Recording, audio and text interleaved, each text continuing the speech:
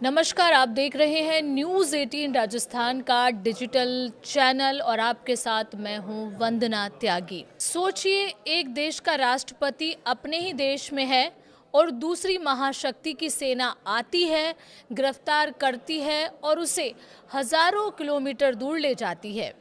ये सिर्फ वेनेजुला की कहानी नहीं है। ये सवाल है कि क्या अब कोई और भी देश अगला हो सकता है, क्योंकि ट्रंप अब रुकने वाले नहीं हैं।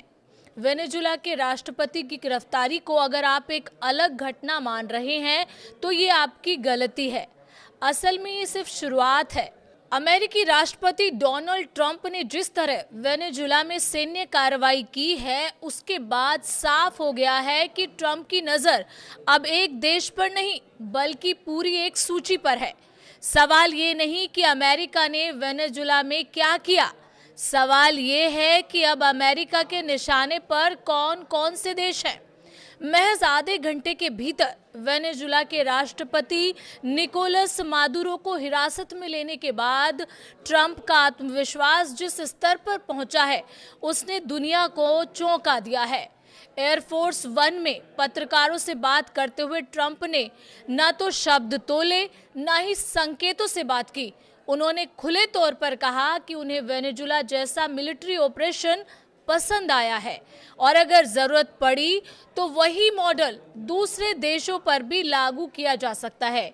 यही वो पल था जब वेनेजुला एक केस स्टडी बन गया और दुनिया के सामने ट्रंप का अगला टारगेट लिस्ट खुल गई।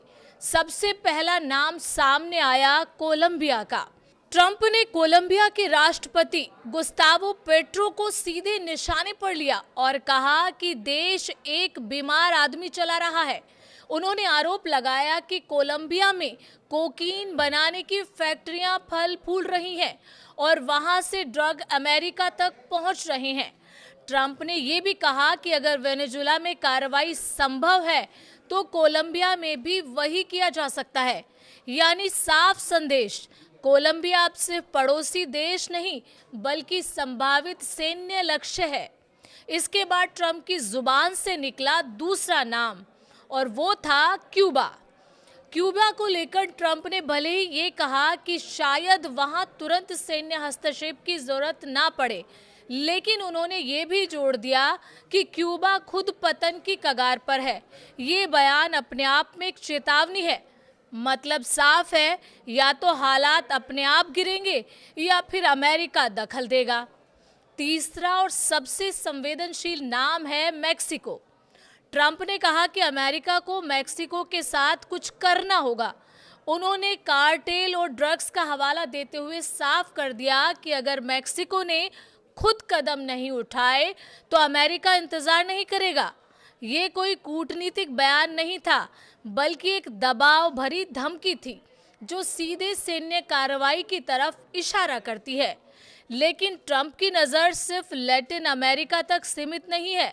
उन्होंने साफ कहा है कि ग्रीनलैंड पर अमेरिका का कब्जा बेहद ज़रूरी है। ये बयान बताता है कि ट्रंप सिर्फ ड्रग्स या कार्टेल की बात नहीं कर रहे बल्कि रणनीति और भौगोलिक विस्तार की सोच भी उनके एजेंडे में है। इसके अलावा ईरान लंबे समय से ट्रंप की आंखों में खटक रहा है और माना जा रहा है कि वेनेजुला के बाद ईरान पर दबाव और तेज हो सकता है। यानी अगर आज की तस्वीर देखें तो ट्रंप की हिट लिस्ट में साफ दिखते हैं कोलंबिया, क्यूबा, मेक्सिको, ग्रीनलैंड और ईरान।